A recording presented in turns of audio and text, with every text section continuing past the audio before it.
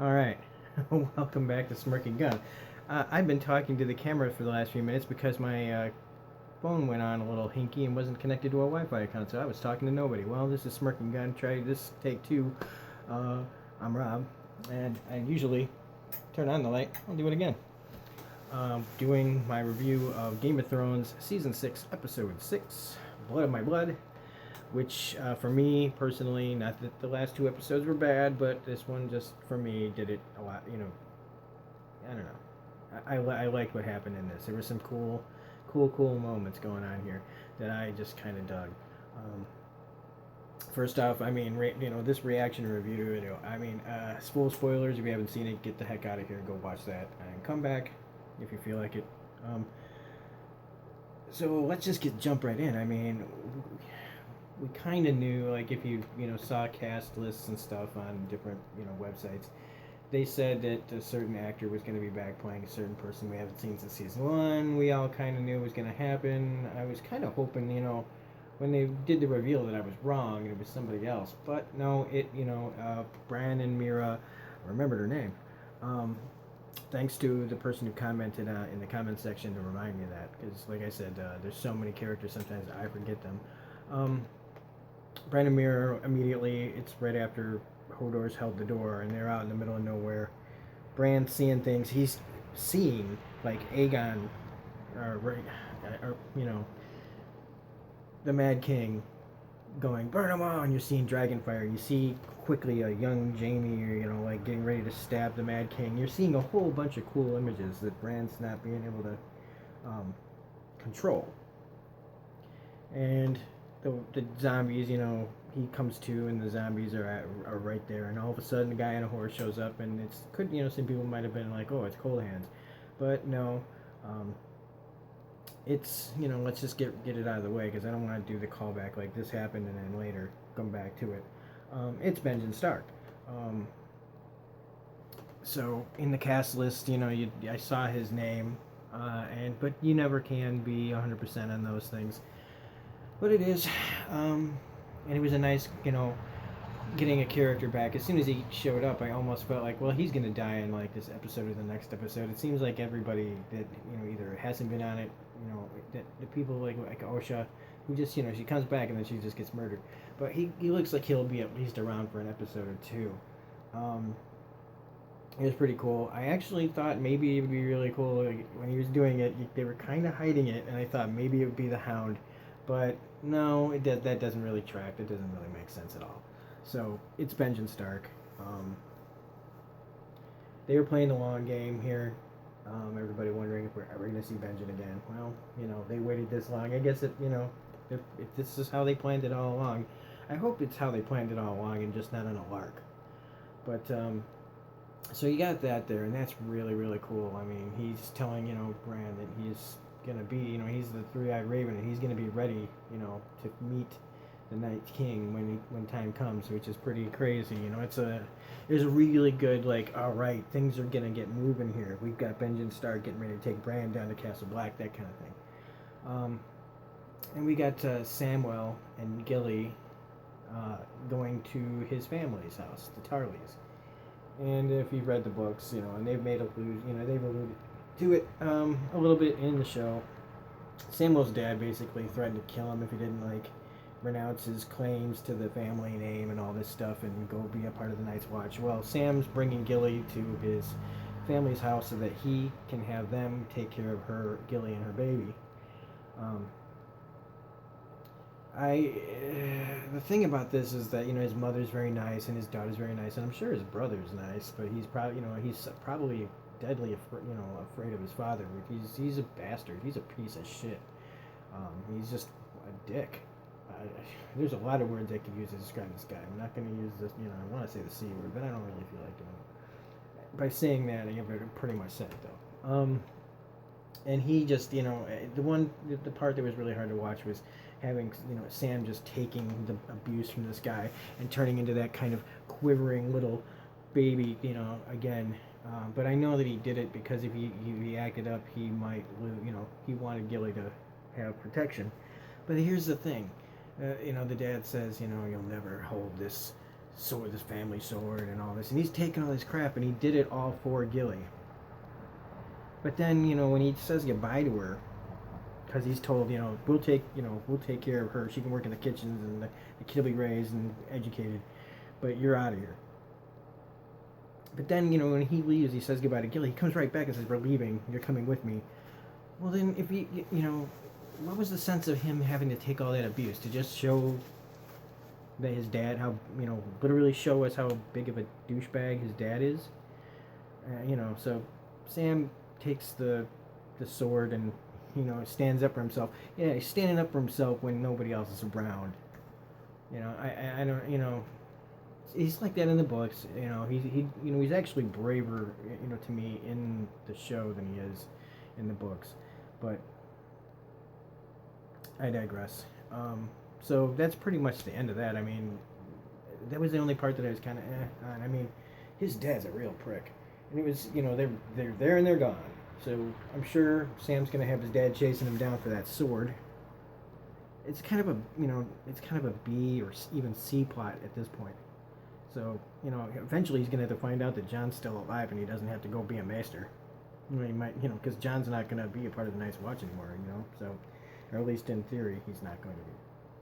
So then we get to King's Landing, and Tommen's talking to the High Sparrow, and the High Sparrow is being the High Sparrow, whispering in his ear, and he lets him see Marjorie, and Marjorie's kind of feel like she's drank the Kool-Aid a little bit, talking about how admitting that she was not, she was kind of a fake nice person, doing the things that were expected of her to get power. And it's not a lie. She's not lying. It's just untrue to herself and untrue to her nature that she would just kind of bend over. I feel like this is some sort of power play on Marjorie's part that she is pretty much keeping close to her chest. I predict that. I just don't see Marjorie making that big of a change. She saw Loras break. So maybe she feels like if I can just convince the king to be on my side on this, that we will somehow get our revenge. I'm hoping that that's the way they're going, because she seems to have everybody else fooled. She has Jaime fooled. She gets Tommen. I mean, Jaime and Marjorie's dad. They all come in with an army to take them back, and Tommen comes out and he's on the side of the High Sparrow now. And I feel like it's got to be a play. It's got to be a play by Marjorie, and she's got everybody fooled. Even her husband and Jaime and her grandmother, everybody, and the High Sparrow. I think that she's got another plan, because it seemed like she was not ready to give in when she saw Loras break. That's my theory. I could be wrong. I hope I'm right, but I could be wrong. And you got Jaime, basically, he gets take his Kingsguard. He gets it.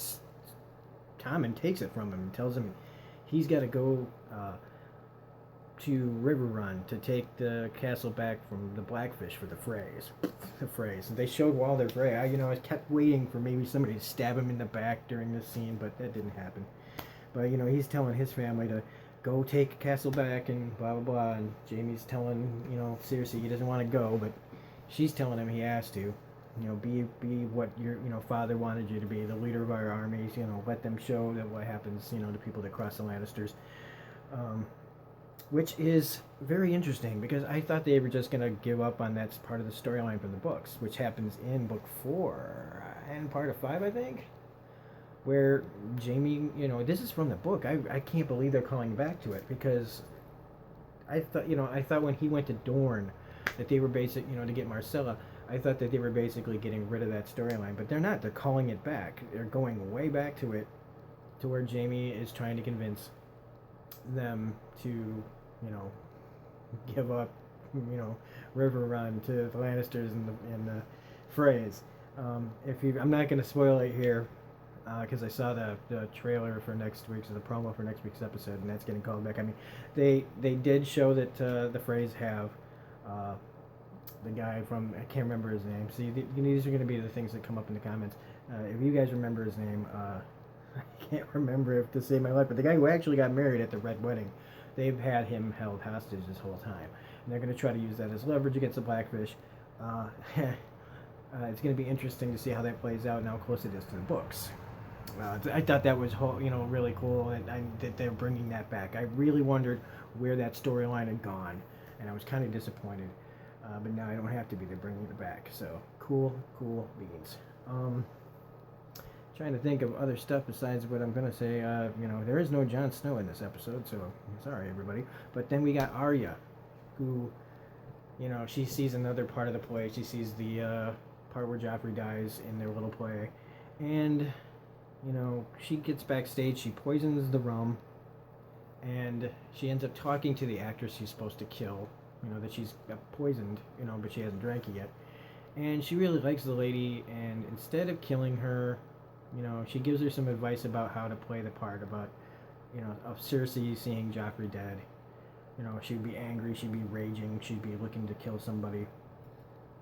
And she leaves, and right as she's going to drink the poison, Arya comes back and knocks it out of her hand, points to the hoe that was going to, paid to have her poisoned, and says, you got to look out for that one, she wants you dead. Well, lo and behold, resting bitch face from Braavos is been spying on her, the girl that keeps kicking her ass. She goes and tells on her to Jaqen, Faceless Man, whatever guy, that she didn't go through with it. Don't make her suffer, kill her, basically. Well, Arya's gone and gotten her little needle from her hiding spot that she left it in, from last season. And she's sitting in her room. She blows out the candle with her sword, like she's ready. But in my experience, she's probably going to get her ass handed to her.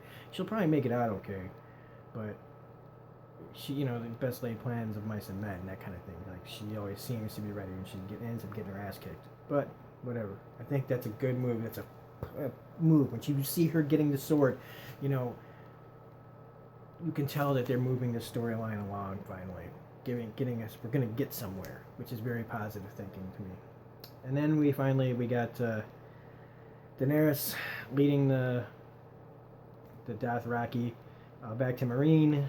She wants to know how many ships it would take to go to Westeros. The guy's basically like 1,000 ships. We don't know who has that, which is I made a prediction to somebody who's on another YouTube channel. She didn't quite understand what I was saying at the time, but I predict that Daenerys was going to be heading towards Westeros at the end of this season, and I think that she will be. I think that they're going to do a little time jumpy thing, depending on whether or not the Euron Greyjoy gets to her with all his ships, or well, I don't know. It depends on how fast all that moves around, but then all of a sudden her big ass dragon comes and lands, and she's basically on top of it, so she's getting ready to ride her dragons. And she just, she pumps up the crowd and gets them all riled up, and they're ready to go. And, the dragon. And, even though, this might not sound like it was a better episode than the last two, just to me, seeing jumps to, where Daenerys is getting those people hyped up. She's got her dragon back. She's ready to kick ass. That's a positive move forward. Arya grabbing Needle, getting ready to make some moves, even though they're coming for her. That's progress in the right direction. Samuel, his storyline's a little until he can find out, get word about Jon and all the things that's happened to him, meeting up hopefully on the road. The stuff with Bran and Benjen meeting up, Jaime getting ready to head out to, River Run, Tommen drinking the Kool-Aid, and Marjorie hopefully planning something bigger in the meantime, and Cersei, not being concerned at all because she's got the mountain for her, battle. So I'm going to give this episode a 9.5. It was pretty darn good. I saw the promo for next week. For the life of me, I saw the title of it, but now it escapes me. But that's okay. So we will be back here next week for episode 7. And we'll see you then. Please like and subscribe again. I'm Rob from Smirking Gun, and we will see you next week. And enjoy your Memorial Day. Bye.